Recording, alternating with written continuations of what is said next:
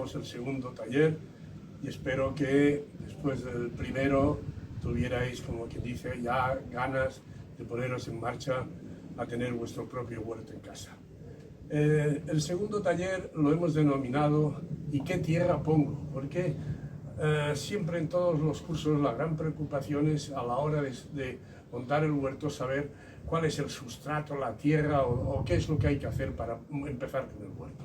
Hoy, en este segundo taller, vamos a intentar, como siempre, aclarar una serie de conceptos. Y para eso, como veis, estoy rodeado de distintos recipientes porque el tema es recipientes, el sustrato y después una explicación un poco de cómo es esto de intentar cultivar en el interior de casa.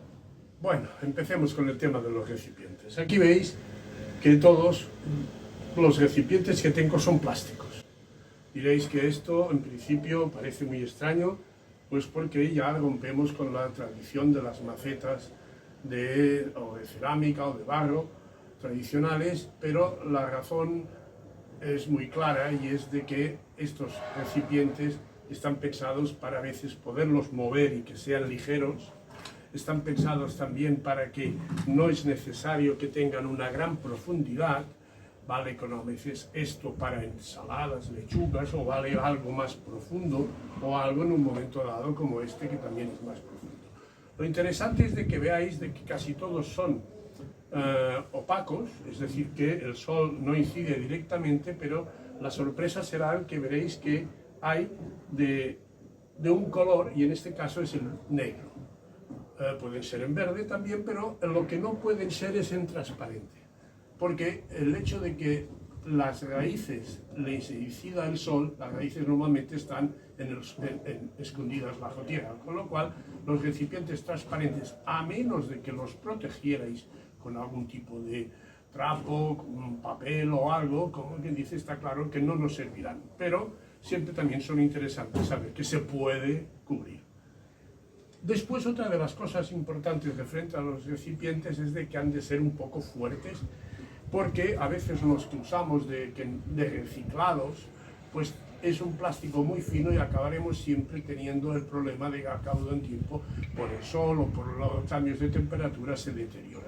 Yo soy más bien partidario de buscar recipientes que tengan una cierta dureza y que sean de un único plástico, es decir, que no contengan distintos plásticos poliuretanos, por ejemplo, de distintos materiales, porque entonces a la hora de que ya se estropean, reciclarlos, volvemos a tener el mismo problema, que llevan muchos plásticos distintos. El otro tema también muy importante es que si ahora os enseño, casi ninguno de ellos está con agujeros, porque lo del tema de que los recipientes tengan drenaje es básico y obligatorio, pero es mejor que yo los pueda hacer según mis necesidades, porque un recipiente como este, de tanta profundidad, a lo mejor pedirá que yo le ponga algunas piedras abajo, típicas o arcilla expandida, le haga un agujero bueno para que siempre tenga buen drenaje, irá con un plato para que no me manche el suelo, pero en recipientes a lo mejor con menos profundidad, como puede ser este, a lo mejor resulta que es más interesante no solo hacer un único agujero, sino que sería interesante hacer varios, porque en caso de que yo quiera colocar este recipiente en un sitio donde contenga agua, como por ejemplo esta bandeja en un momento dado, estaría haciendo que me permitiría que la humedad del agua entrara directamente por osmosis inversa a las raíces. Y de esta manera también puedo a lo mejor hasta plantearme el tener las plantas aquí con algo de agua si me tengo de ir, pues pongamos 3 o 4 días, que al menos la planta no sufrirá del estrés hídrico. Es por eso que digo que cada recipiente puede ser necesario que nos planteemos cómo le hacemos los agujeros. En este caso, por ejemplo, el típico de la maceta, fijaros la cantidad de agujeros que tienen, porque es el típico de invernadero, que lo ponen en esas bandejas y muchas veces el agua queda abajo, que lo veis cuando vais a comprarlo. O sea que, en principio, esto en cuanto al drenaje. Que sean ligeros, otro gran tema importante, que sean ligeros es porque puede ser que los tengamos que coger. El peso de la tierra, si se le pusiera piedras y eso, a veces a la gente que puede sufrir la espalda, y además porque a lo mejor los ponemos en el interior de casa, este recipiente cabe perfectamente en una bandeja. Esto lo puedo tener encima de cualquier sitio de casa porque sé que no me manchará abajo siempre y cuando no tenga agujeros. Pero cualquier bandeja me vale para, como bien dice, poder depositar mi maceta y así poder tener en una ventana, en la cocina, en cualquier sitio donde voy vigilando mi huerto. Otro tema también muy curioso es de que os comentaba de que tenga un color oscuro o que al menos no sean transparentes. En el caso de que estos que veis son negros, es decir, lo comento en los textos que vienen como siempre, que sabéis que os dejo unos textos adjuntos para que las cosas queden un poco más claras. En este caso os muestro los recipientes con un color negro por la razón de que estamos yendo hacia la temporada de invierno. Y en la temporada de invierno el recipiente, si bajaran las temperaturas, siempre me mantendrá mejor un poco el calor porque el sol me habrá calentado un poco el recipiente. Entonces eso es bueno en invierno, pero a lo mejor si este mismo recipiente me lo planteara en verano, como comprenderéis que si yo pongo este recipiente a pleno sol, al cabo de un rato este recipiente puede estar muy caliente. Con lo cual en verano a lo mejor sería más interesante adaptar a recipientes más claros.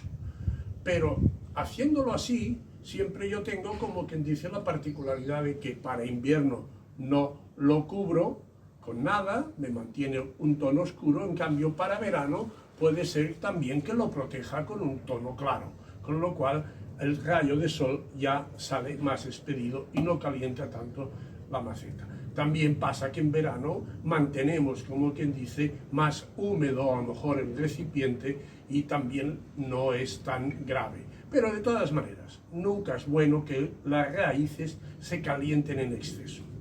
Bueno, dicho esto, vamos a pasar al siguiente tema de este taller, que es hablar del sustrato. El sustrato, todo el mundo dirá, pero ¿el sustrato qué es? ¿No es tierra? Bueno, en realidad nosotros vamos a funcionar con lo que llamamos sustrato, que es cuando vais a buscar una tierra para macetas, os venden una cosa que le llaman sustrato universal. Estos sacos y estas macetas, estos sustratos, resulta que te los recomiendan como válidos para que tú pongas en tus macetas decorativas de casa, y también valen para lo que es los huertos. Lo que es importante es que hagamos un poco la distinción entre si queréis hacer vuestro huerto en ecológico o lo queréis hacer que contenga vuestro sustrato o vuestra tierra contenga productos químicos. Yo, como es lógico, prefiero hacerlo en ecológico o en orgánico.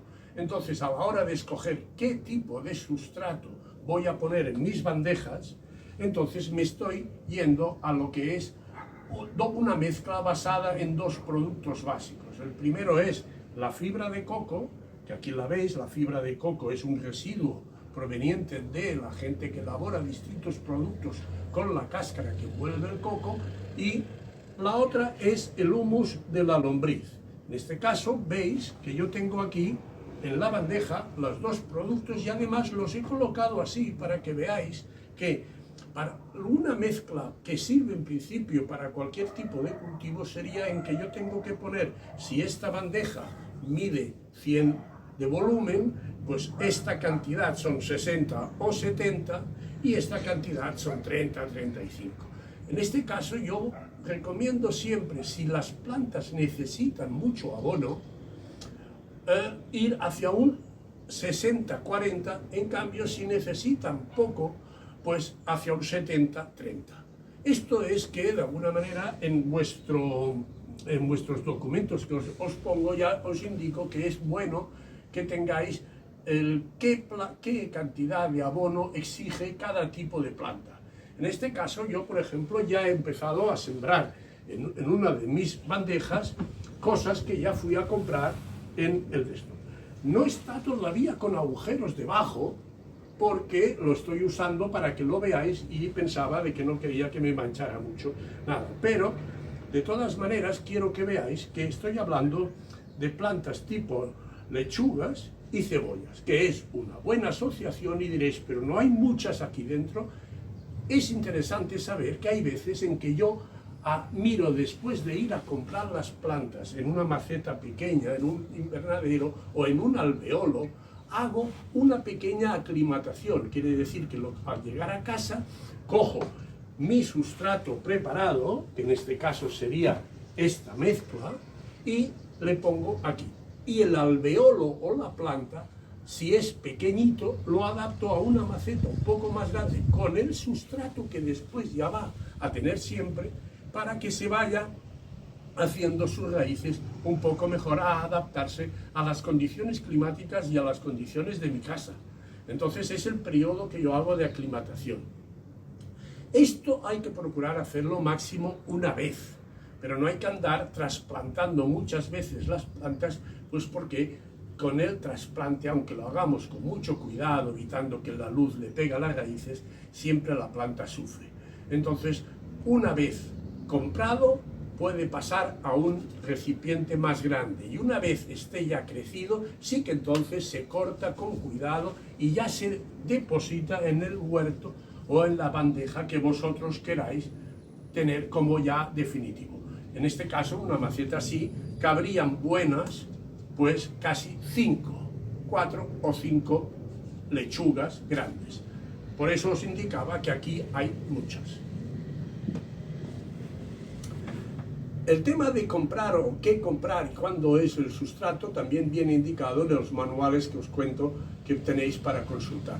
Pero hay otro tema muy importante, y es de que muchas veces en nuestro cultivo en casa pecamos a lo mejor de dos cosas. Una es regar en exceso, pues porque nos gusta regar y porque a veces creemos que yo que sé, que a la planta le falta agua, pero normalmente hay que empezar a pensar en ahorrar, como repito siempre en todos mis talleres, ahorrar agua y gastar menos agua. Pero en el tema del abono también es interesante que sepáis que a lo mejor las plantas estas pequeñas, jóvenes, esta cebolleta, que la quiero como cebolleta tierna, un ajo tierno, una lechuga que le voy a arrancar las hojas, no son muy exigentes en abono. No es como el caso de una tomatera que le pongo una tierra buena, que después a lo mejor cuando el fruto empieza a engordar pide más abono para que el fruto engorde.